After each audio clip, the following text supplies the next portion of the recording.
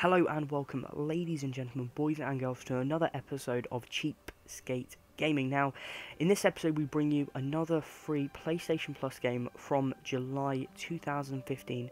Today we're looking at Entwined. Now, if you're a fan of Flower, Flow, Journey, then you are going to love this indie title. Now, for me, it's very tranquil. I'm not really a massive fan. I have played Flow, Flower and Journey and a few of the others. But for me, this is definitely one of those indie games that is kind of out there for me, but is very simplistic, quick to pick up, and like I say, is very relaxing, and, you know, I can't stress that enough. Now, the basic premise of the game is you have a fish and a bird, which combine together to make a dragon. Now, this is basically part of a Japanese legend, I believe. The actual gameplay, you control the left orange fish with the left analog stick, and you control the blue bird with the right analog stick. Now, the fish and the bird can only stick to their half of the screen, and when you collect enough of these orbs and get the bars at the top left and top right fill, you can actually press L1 and R1 to activate basically the evolution into a dragon. Now, if you miss any of the pads and you kind of miss the areas, then those will go down, and basically when you get to the stage when you can turn into a green dragon, you need to get about five or six different areas perfect without failing.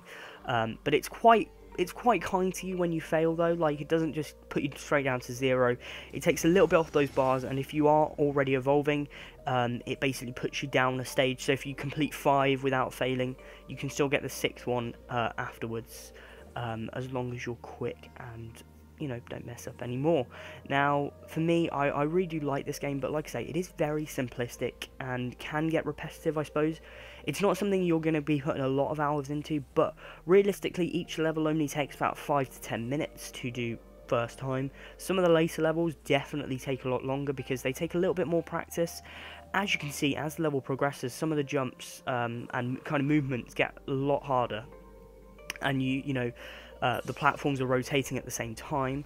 Now here we can see, you know, I can press L1 and R1, and I press that, and it starts a combination process here. And basically the bars get closer and closer as you make more of these areas. You may notice when the birds come together, it transforms into green, and there are special green coloured pads that you have to do at kind of the top and the bottom of the circle, where they have to be together at the same time. Now, this, for me, is the best part of this game. When you complete the level, you turn into a green dragon, and you collect these orbs, and suddenly the game turns from kind of this locked-in perspective to this 3D kind of roaming world, which is very much like Flower, which I really do like, and you kind of fly around using both analog sticks to move. It's a bit weird, the actual turning. You have to use kind of both analog sticks at the same time. It's not just one or the other. Basically, you can use one to slowly move, but if you move them both together, you can get a nice sharp turn, which is really nice. When you collect enough orbs, you get this kind of green power bar, which can release this rainbow trail, and then right at the end, it has a really good cinematic cutback, which I really do like, and you can kind of see it goes back and shows you the trail in all its beauty, and I think that's a really beautiful game mechanic, and quite honestly, I can't stress enough how relaxing this game is. Now, I played this game, I thought, well, I'll record it for you guys, and I played it kind of late at night. I think it was probably about 1 o'clock in the morning, and I was kind of just, I wanted a game, I didn't really want to think much, and I thought, well, I'll try this one, and I could not have picked a better game, because you don't have to think much about, you have to make quick movements, but quite honestly, quite a lot of those, you know, you kind of instinctively do as you kind of get into the game. I suppose if you play a lot of video games, you've kind of got the muscle memory anyway, so you're not really thinking anyway, but it's so simple, but yet so complex at the same time. It's very, I know that's very oxymoronic, but it works. Now, as levels kind of advance, they get a lot harder. So, for example, here you have kind of smaller areas, kind of a smaller turning points, and it's very easy to miss that last pad, which I tend to do a lot, really. Luckily, there's enough orbs, and like I say, the game's quite kind to you anyway. Now, there are different game modes in this as well. It's not just a story mode. There is also a challenge mode and kind of arcade mode. which do different things. But for me, this is the best part of this game. You know, kind of that free roam exploration towards the end, which you can do in some of the other levels. Now, for me, this is, you know, it's free. Like I say, I mean, I talk about this, and I was kind of reading Reddit after talking about kind of how PlayStation Plus games were free, and I was listening to my video over again, and I think it just didn't come out right, what I was trying to say.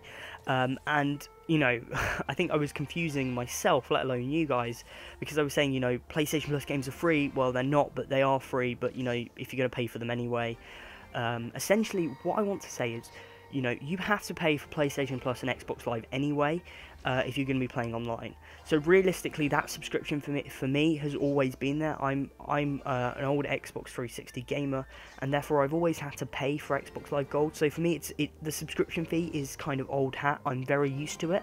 I don't agree with it, but if it is there, then you might as well get some good games with that. So I've always seen Instant Game Collection and Games for Gold as free games, because I'm paying for the online service. The games are kind of an added bonus. Now, for other people who maybe haven't been used to paying subscription fees, for them it's, well, no, the reason I'm buying the subscription fees is not only because of the online gaming, it's a bundle, you're getting it both together.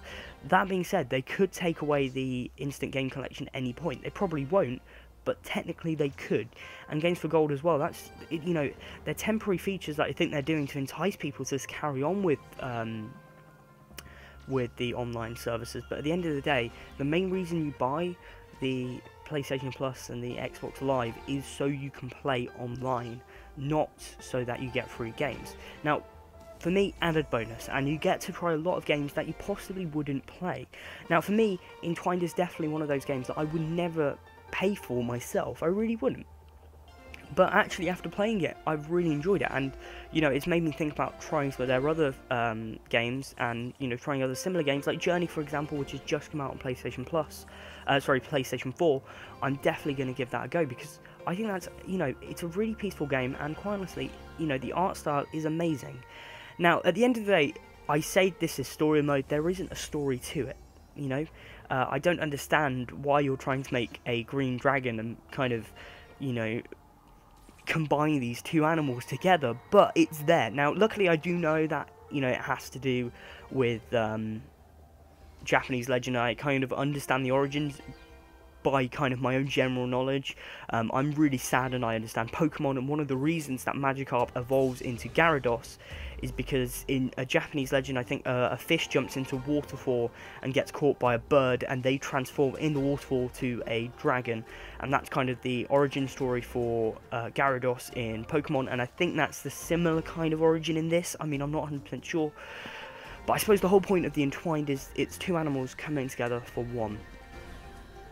Now, in terms of actually reviewing this, you know, it's a very niche game, I suppose. If you like in-depth story, then this is probably not something for you, but the game itself is very quick to play, it's very easy to play, and, you know, it's not something that is very difficult as well. So if you're looking for a simple game, maybe you're new to gaming, you know, then this is definitely a game to play. At the same time, if you're an old gamer, then hopefully you should be able to play this and appreciate the game style to it. The art is amazing, I think it looks beautiful. The sound as well, I really think fits the music. The music really fits the gameplay, and every level has different kind of theme to it, so, you know, it does feel, it feels very intricate, and I really like that kind of delicate feeling of the game. That, you know, every little movement, every little detail has kind of been there. Now, you can kind of see these flashing lights, and I really like these theme worlds they've got. So in the background there, you can see these spinning items, and I think they're cars driving around, and this is meant to be basically a busy city and a fairground. And as you get closer to some of the objects, you can kind of hear cars in the background zooming past, you can hear a Ferris wheel, you can hear carnival music, and for me, it's those little details that just kind of makes this very simple looking world even more beautiful. And, you know, I suppose I'm kind of riveting on a little bit, but, you know, it is worth playing, and, you know, if you have PlayStation Plus, then download them anyway, add them to your library, and try them. You know, a lot of people think I see a lot of people complain about the PlayStation Plus games that, they're not really that good, but actually, if you ask them whether they've tried them, oh, well, I didn't bother downloading that game. Yeah, I'm not even going to bother Well, why not? You're paying for the service anyway, you might as well try them out, you might like them. Personally, I think this is one that very few people are going to hate. At the end of the day, if you really like intense story gameplay, then yeah, definitely, this is not for you. Okay, this is really a simple indie game. It could very easily be made on for an iOS in that sense, but it plays really well using the controller. You can even turn on axis controls as well to control the bird and stuff. And for me, I really like it. I really do. It's a neat little game. It's a neat little game. So thank you guys for watching. I'm going to give this, I gave Rocket League 10 out of 10, because Rocket League for me is an amazing game. Personally, because the story isn't that complex, I'm probably going to only give this an 8 out of 10, just because I feel a lot of people won't be able to relate to it very well. But personally, I do like the game, and it's well worth trying. Thank you guys for watching. Please like and subscribe, follow me on Twitter and all that stuff. And we'll be back for another episode of Cheapskate Gaming with Stikes, which is the third and final PlayStation Plus game of July. Thank you guys for watching. See you soon.